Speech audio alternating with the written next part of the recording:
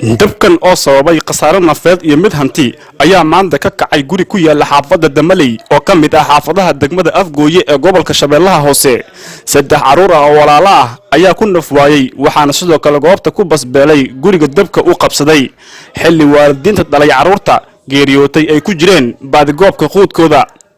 mid ka mid ah dhalintii ugu horeysay ee u soo gurmada guriga dabka uu qabsaday ayaa inooga waramay sababaha dabka dhaliyay iyo xaaladda sida ay ahayd.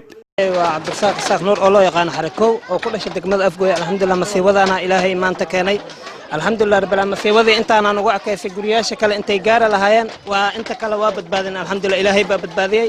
saddex cunug ayaa ku nafweysay ilaahay u naxariiso ehlada ilmahaas dhalan naxariiso ku dhaxirnaa ilmaha waayo dabka markaan aragna anaga burjika u shidnaad burjikadii joodada inuu soo kordhacayaan maleynayna albaabka waa xirnaa si walba aan u dadaalna. alxamdulillah rabbil aalamiin waa ka gaar weynay laakiin waan jabinay guriga gadaal taa waa la fiiqay.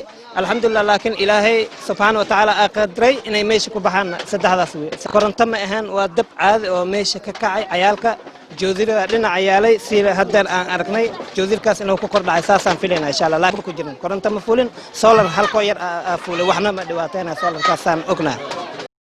Afgooye ma lahan hal gaari oo dabdamis ah waxaana jidadka waaweyn ee xaafadaha degmada ay noqdeen kuwa ay jireen roobabka taas oo si adkeynaysa xaaladda haddii masiibo tan lacayn ah ay ka dhacdo meel ka mid ah degmada.